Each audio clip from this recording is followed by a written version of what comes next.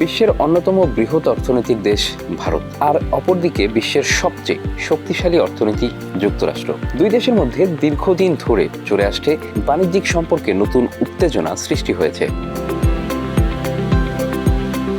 মার্কিন president Donald Trump ভারতীয় পণ্যের উপর শুল্ক আরোপের হুমকি দিয়েছেন, আর তাতে শুরু হয়েছে এক নতুন বাণিজ্য যুদ্ধ। মুক্তবাজার অর্থনীতি এক দেশের ওপর অন্য দেশের বাণিজ্য নির্ভরশীলতা তৈরি করেছে।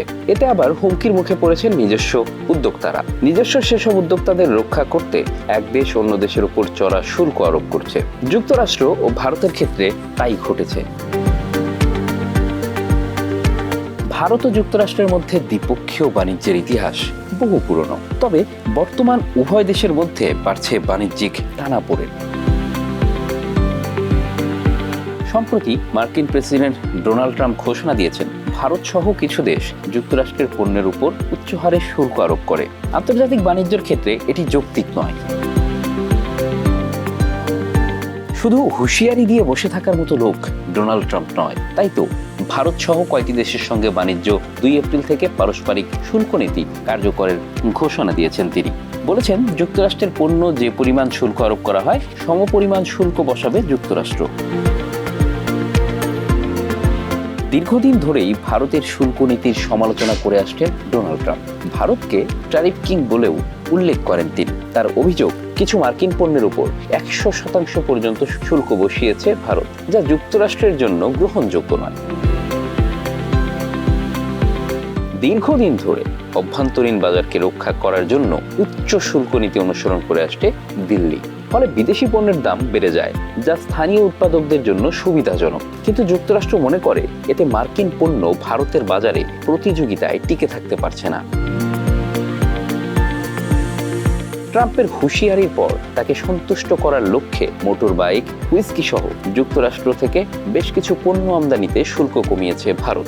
একই সঙ্গে যুক্তরাষ্ট্র থেকে বেশি পরিমাণ তেল ও প্রাকৃতিক গ্যাস কেনা এবং নতুন বাণিজ্য আলোচনা চালিয়ে যাওয়ার প্রতিশ্রুতি দিয়েছিল মোদী সরকার, কিন্তু তাতেও শেষ রক্ষা হচ্ছে না।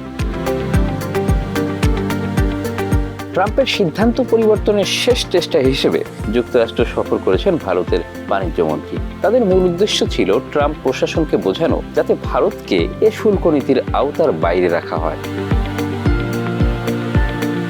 কিন্তু ট্রাম্প প্রশাসন নাছোড়বান্দা। সম্প্রতি ট্রাম্প এক ভাষণে মজার ছলে জানান, 1 এপ্রিল থেকে শুল্ক নীতি কার্যকর করার কথা ভেবেছিলাম, কিন্তু এতে এপ্রিল ফুলের মতো শোনা যেতে পারে। তাই 2 এপ্রিল থেকে নতুন শুল্ক নীতি কার্যকর করার সিদ্ধান্ত নিয়েছি। তিনি আরো বলেন, যদি কোনো দেশ আমাদের পণ্য আমদানিতে বাধা দেয়, তাহলে আমরাও তাদের জন্য একই রকম বাধা তৈরি করব। এই নীতিকে তিনি টিট ফর ট্যাট বা প্রতিশোধমূলক শুল্ক নীতি হিসেবেও উল্লেখ করেছেন। ভারতে এখনো এই বিষয়ে আনুষ্ঠানিকভাবে কোনো প্রতিক্রিয়া জানায়নি। তবে এই শুল্ক নীতির ফলে কয়েকটি বিষয় স্পষ্ট যে যুক্তরাষ্ট্রের বাজারে ভারতীয় পণ্য ব্যয়বহুল হয়ে উঠবে, যা যুক্তরাষ্ট্রের দ্বিপক্ষীয় বাণিজ্যের নতুন চ্যালেঞ্জ তৈরি হবে, যার ফলে ভারতকে নতুন বাণিজ্য কৌশল নিতে হতে পারে।